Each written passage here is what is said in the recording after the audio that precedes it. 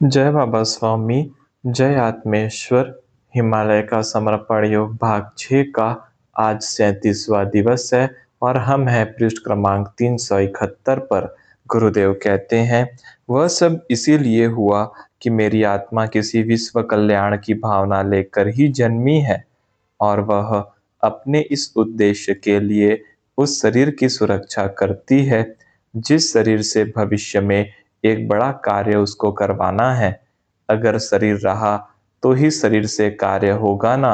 इसीलिए वह कार्य करने के लिए शरीर को सुरक्षा प्रदान करती है और आगे भी वही सब सुरक्षा देखेगी।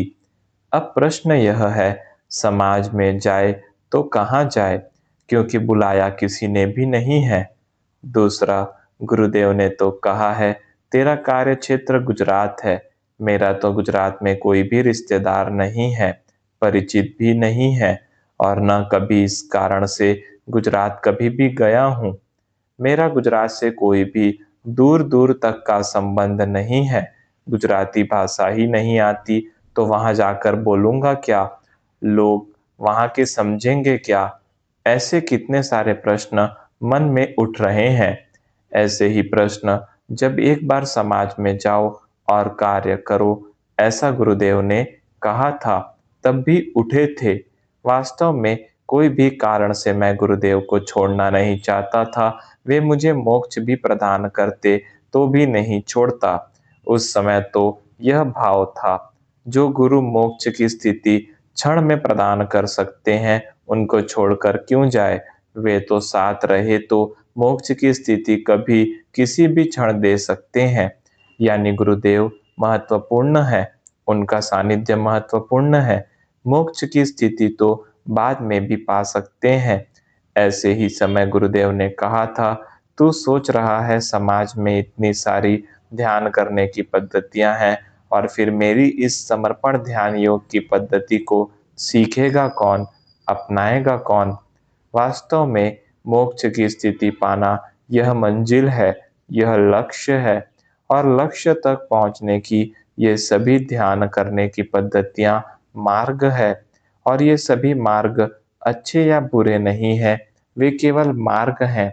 वे किसी के लिए अच्छे हैं, किसी के लिए कठिन है।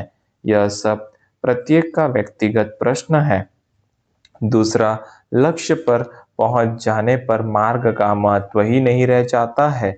यहाँ हिमालय में भी अलग मार्ग से आए हुए ऋषि मुनि बैठे हुए हैं। उनका पथ अलग होगा, उनके धर्म यानी उपासना पद्धतियां अलग होंगी, लेकिन अब वे हिमालय रूपी लक्ष्य को पा गए। तो अब यहाँ पहुंचकर कोई भी रास्ते की बातें नहीं करता कि वे कौन से मार्ग से पहुंचे हैं। यहाँ आकर उनमें एक प्रकार की एकरूपता आ गई है। सभी एक ही प्रकार के चैतन्य प्रभाव की बातें वे भी एक ही समान करेंगे, क्योंकि भीतर से वे एक स्तर के हो गए हैं।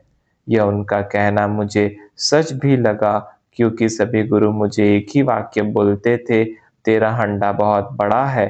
उन सब ने जाना था कि इससे लाखों लोगों तक यह ज्ञान पहुंचने वाला है, यह वे जानते थे। इसीलिए मीलों दूर बैठे हुए भी वाक्य एक ही बोलते थे। गुरुदेव ने आगे कहा, अब प्रश्न यह है, समाज में कितने लोग हैं जो इस लक्ष्य तक पहुंच गए हैं।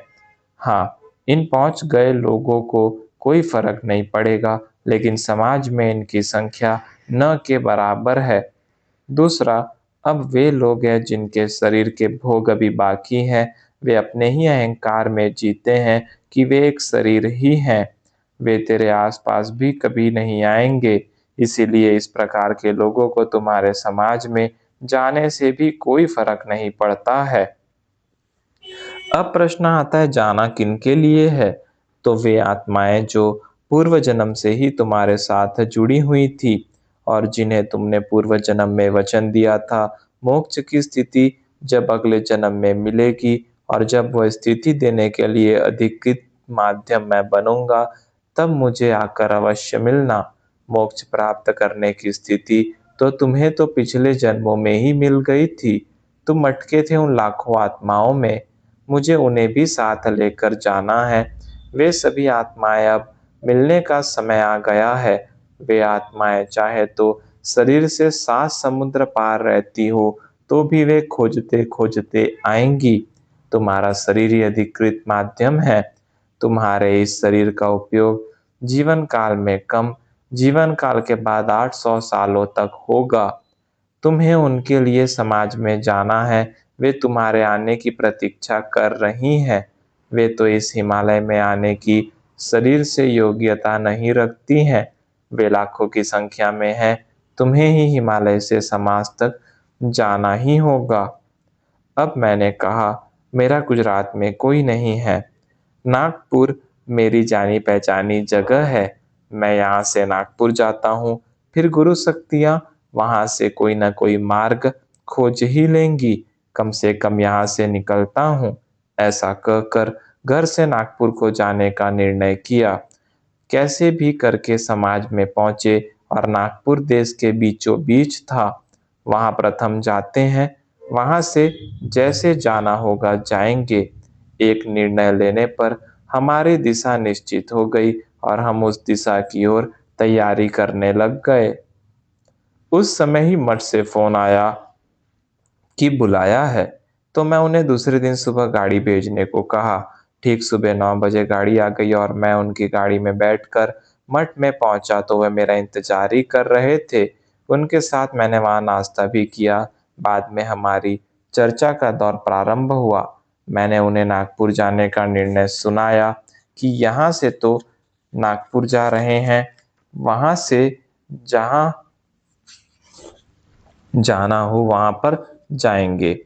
अभी भी कहाँ जाना है वह मालूम नहीं है। गुरुदेव ने कहा है गुजरात तुम्हारी कर्म भूमि है, लेकिन गुजरात में कहाँ जाए यही समझ नहीं आता। इसीलिए भारत का मध्य भाग है, वहाँ जाते हैं। बाद में जहाँ जाना होगा जाएँगे। मठाधीश जी ने पूछा, आप जाएँगे ही क्या? मैंने कहा हाँ। तो वे बोले ऊपर से बुलावा आया है क्या? मैंने कहा हाँ। तो वे समझ गए अब ये नहीं रुक सकते हैं। मैंने उन्हें कहा सभी ध्यान पद्धतियों का एक ही उद्देश्य है, मोक्ष की स्थिति प्राप्त करना। शरीर को आत्मा को समर्पित करने की साधना है। लेकिन यह प्रक्रिया जब पूर्ण हो जाती है तो इस प्रकार के अनुभव आते हैं, जैसा अनुभव मुझे हो रहा है। शरीर से समझ रहा है कि कोई मुझे बुला नहीं रहा है और यह शरीर लेकर कहाँ जाना वह भी निश्चित नहीं है। लेकिन सब परिस्थितियां इतनी अनिश्चित होने पर भी शरीर आत्मा के अधीन होने के कारण शरीर यहाँ से नागपुर जाने को बाध्य है। इतना आत्मा का नियंत्रण शरीर पर हो गया है। भविष्य में क्या होगा यह आत्मा को सब मालूम है। आगे क्या होना है, कौन सी आत्माएं आकर मिलेंगी, क्या मार्ग खुलने वाले हैं, आगे का सारे कार्यक्रम सुनिश्चित है। लेकिन वह केवल आत्मा को मालूम है और केवल उसी के कहने पर शरीर वहां जा रहा है और शरीर उसमें विरोध भी नहीं कर रहा है, उल्टा सहयोग दे रहा है। अब मैंने जाने की तैयारी कर ली है, रेलवे का टिकट भी निकाल लिया है। यहाँ से गुवाहाटी जाऊँगा, वहाँ से गुवाहाटी से इटारसी होते हुए नागपुर जाऊँगा, ऐसा कार्यक्रम बनाया है। यानी शरीर भी आत्मा के इस आदेश का पालन करने के लिए पूर्ण सहयोग कर रहा है और मुझे अनुभव हो रहा है कि मेरी आत्मा को लाखों आत्माएं बुला रही हैं। लाखों आत्माओं की गूंज मुझे स्पष्ट सुनाई देती है। एक प्रकार का खिंचाव अनुभव हो रहा है। ऐसा क्यों हो रहा है वह मालूम नहीं। अब यही देखो क्या कमी है। आपके मठ में हुए शिविर के कारण इस ध्यान शिविर की प्रसिद्धि भी हो गई है, क्योंकि इस शिविर की रिपोर्ट समाचार पत्रों में आ रही थी और उत्तर पूर्व के सारे राज्यों में ये समाचार पत्र पहुंचते हैं। इस शिविर से कई अधिकारी और मंत्रियों का परिचय हो गया है। यह ध्यान के शिविर के लिए जितना अनुकूल वातावरण आज है, उतना अनुकूल वातावरण पिछले कई वर्षों में भी नहीं था। यह समय मेरे जीवन का सर्वश्रेष्ठ समय है कि आप जैसे महाअनुभवों के साथ बैठने का अवसर भी मिल रहा है। लगातार टीवी पर पत्नी को भी कार्यक्रम मिल रहा है। इस कारण हमारी आर्थिक स्थिति भी अच्छी है। यह समय मेरे और मेरे परिवार के लिए सर्वश्रेष्ठ समय है। इतना अच्छा समय है जिसकी हमने कल्पना भी नहीं की थी। मठाधीश जी बोले, लेकिन ऐसी भोजन से भरी थाली पर से भी आप उठ के जा रहे हो, इसका अर्थ है आने वाला समय और भी श्रेष्ठ है। सूर्योदय होना बाकी है, यह समय तो केवल सूर्योदय के पूर्व की लालिमा है। सूर्योदय होना अभी बाकी है। हम तो आत्मा के सूर्योदय के पूर्व की लाली को देखकर ही खुश हैं। तो सोचो आत्मा का सूर्योदय होगा तो क्या होगा? अब आप अवश्य प्रस्थान करो। अभी तक मुझे भी आपके शरीर के प्रति लगाव के कारण ऐसा लगता था कि आप रुक जाओ, लेकिन अब मुझे भी लगता है कि अब वह समय आ गया है कि जिसके लिए आपकी आत्मा ने यह शरीर धारण किया था। आपने जो कुंडलिनी योग पर साधना की है, वह अद्वितीय है। आपका जो कुंडलिनी शक्ति पर नियंत्रण है, उसका अनुभव हमने शिविर में किया है। मैंने कहा, कुंडलिनी शक्ति परमात्मा की शक्ति है। उससे संबंध केवल पूर्ण समर्पण से हो सकता है। दूसरा है गुरु कृपा। जिसे गुरु ने इस कार्य को करने के लिए अधिकृत किया है, वही ये कार्य कर सकता है। कुंडलिनी शक्ति एक ईश्वरीय शक्ति है। उसे कोई भी मनुष्य जागृत नहीं कर सकता। वह उसी मनुष्य के सानिध्य में जागृत हो सकती है जिसके साथ साक्षात गुरु शक्तियां हो, यानी जो गुरु शक्तियों के द्वारा अधिकृत माध्यम हो। वास्तव में देखा जाए तो माध्यम भी निमित्त है। उन आत्माओं का ही जागृति का समय आ गया है, इसीलिए वे जागृत हुई हैं। यह ठीक वैसा ही है जैसे एक दिए को एक गुरु जला देते हैं और उस दिए की विशेषता है कि उसे जलाकर गुरु ने अधिकृत किया है, यानी वह अन्य दिए जलाने के लिए अधिकृत है। तो कोई भी दिया उसके पास जलने की इच्छा लेकर आएगा और उस जलते हुए दिए की लौ को अपनी लौ लगाएगा, तो वह भी उसके साथ जल जाएगा। अब जलते हुए दिए ने उसे जलाया क्या? नहीं, वह तो अपने ही स्थान पर जल रहा था, लेकिन बुझे हुए दिए की इच्छा शक्ति ने उसके सानिध्य में जलने की इच्छा से प्राप्त किया और जल उठा। इस सभी प्रक्रिया में जिस प्रकार से एक दिया जलाना आवश्यक है, ठीक इसी प्रकार कुंडलिनी योग में जागृति के लिए एक अधिकृत माध्यम होना आवश्यक है। इस माध्यम का अधिकृत होना महत्वपूर्ण होता है। गुरु शक्तियां अधिकृत उसी को करती है जिसका अपना कोई अस्तित्व न हो, जो एकदम खाली पाइप के समान हो। उस शरीर की विशेषता ही यह होती है कि वह एकदम रिक्त है। जिस प्रकार से एक खाली कचरा रहित पाइप से कुछ भी बहाया जा सकता है, ठीक वैसा ही यह है। गुरु शक्ति दिए को जलाती ही इसीलिए है ताकि लाखों अन्य दिए उससे जल सके। अब लाखों दिए जलने का ही शायद समय आ गया है।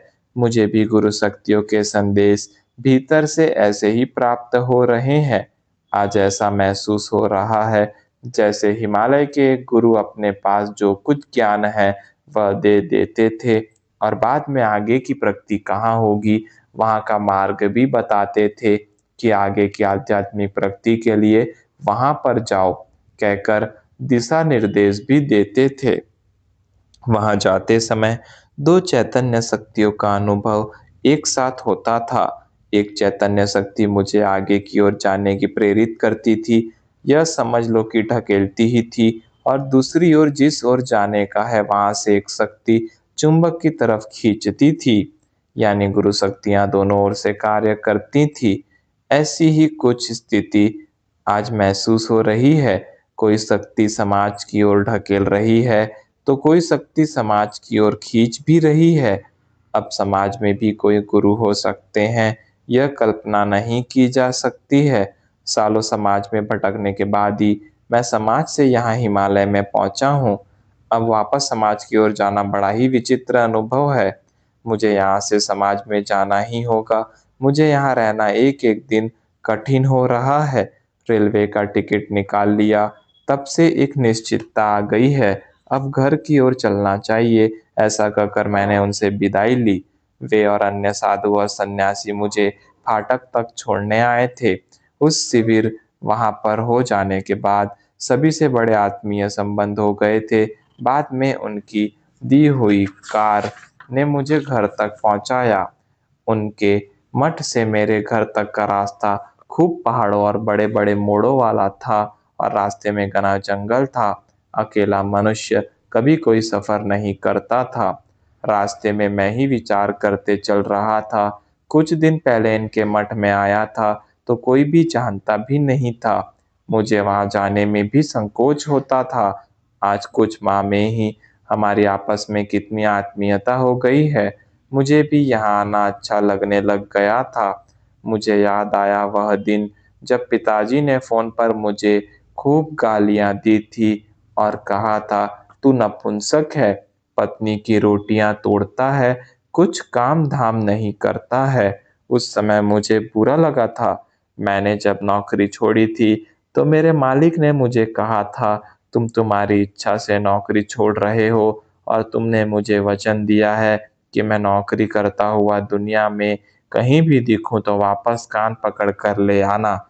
यानी तुम अब कहीं भी नौकरी नहीं करोगे, यही मैं मानता हूँ। लेकिन मान लो कभी ऐसी भी परिस्थिति आई कि नौकरी करनी पड़े, तो मेरे दरवाजे तुम्हारे लिए जीवन भर खुले ही रहेंगे। जब चाहो तब वापस आ सकते हो।" यही बात को याद करके मैंने पत्नी को कहा, "पिताजी गालियाँ देते हैं और किसी पुरुष के लिए नपुंसक कहना सबसे बड़ी गाली है, तो मैं नौकरी करने वापस चला जाता हूँ।" पत्नी ने कहा था, "जब तुम्हारा घर चलाने के लिए, तुम्हारे बच्चों का लालन-पालन करने के लिए मैं तुम्हारे पिताजी से पैसे माँगूँगी, तब चले जाना। अभी अपना सारा लक्ष्य अपनी आध्यात्मिक स्थिति को प्राप्त करने पर रखो और गुरुओं ने जिस विश्वास के साथ उनका कार्य करने के लिए तुम्हें माध्यम बनाया है, अब सारा जीवन ही उस गुरु कार्य करने में लगाओ।" और पिताजी बड़े हैं, उनका सारा जीवन नौकरी करने में गया है, उन्हें आध्यात्मिक गुरुओं का क्या अनुभव है?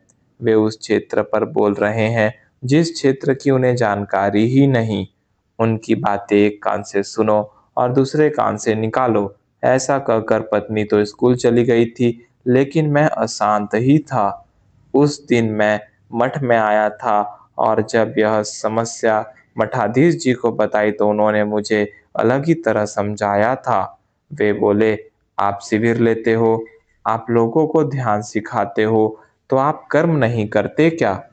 करते हो, लेकिन आपके पिताजी इसे कर्म नहीं मानते, वे कर्म उसे मानते हैं जिससे अर्थार्जन हो। यानी जो कर्म करने से धन मिलता है, वे उसे ही कर्म कहते हैं। यह उनकी कर्म की परिभाषा है। उन्होंने जीवन भर वही कर्म किया है जिससे धन प्राप्त होता है, तो उन्हें धर्म यानी धन देने वाला यही कर्म की परिभाषा मालूम है। यह उनका दोष नहीं है। उनके जीवन भर के अनुभव से उन्होंने जो सीखा है, वही बात वह अपने इकलौते पुत्र को बता रहे हैं और उनके दृष्टि से कर्म वही है जो धन दे। वे भी गलत नहीं हैं, वे उनके जगह पर सही हैं। अच्छा, तुम धन स्वीकार ही नहीं करते, अन्यथा इतने बड़े-बड़े डॉक्टर, इतने बड़े-बड़े मंत्री, इतने बड़े-बड़े उद्योगपति और व्यवसायी तुम्हारे शिष्य हैं और वे स्वेच्छा से गुरु दक्षिणा के रूप में धन देने को तैयार है, लेकिन आप हैं कि लेते ही नहीं। अब यह इतना बड़ा मठ और अस्पताल चल रहा है, सब तो दान के प्राप्त पैसों पर ही चल रहा है। हमको तो आपके शिविर से भी काफ़ी दान मिला है, यानी आप चाहे तो इस कर्म से भी आप धन ग्रहण कर सकते हो, लेकिन आप लेते नहीं हो, यह आपका अपना नियम है। दूसरा आपकी पत्नी कह रही है, वह भी ठीक ही है। आपके परिवार को ठीक से नौकरी करके पत्नी चला ही रही है।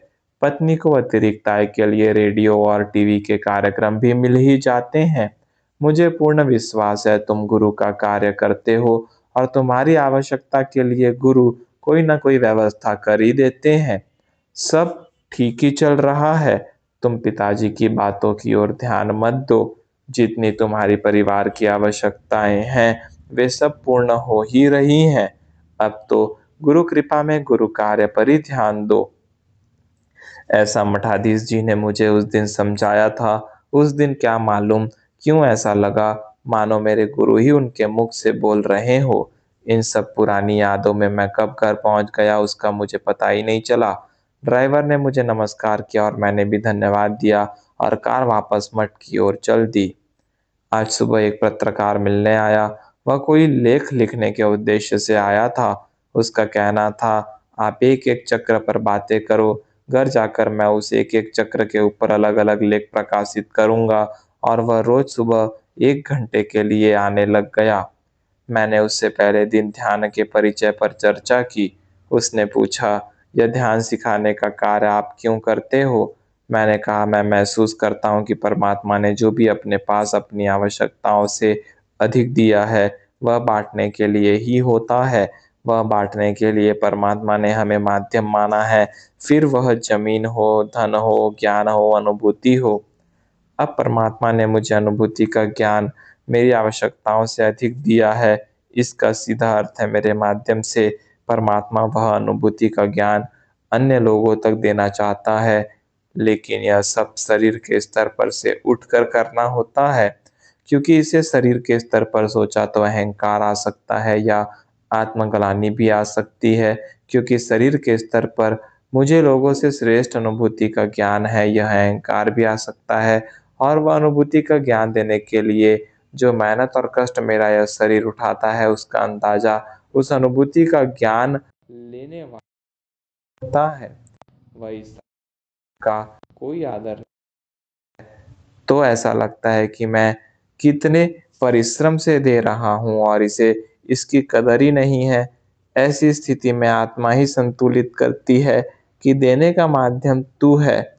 वह उस अनुभूति को ग्रहण करे न करे, यह तेरा क्षेत्र नहीं है। तू अपना कार्य कर ना, उसे अपना गुरु उसे अपना कार्य करने दे। ऐसा सोचकर ही मैं यह कार्य करता हूँ। जय बाबा स्वामी, जय आत्मेश्वर।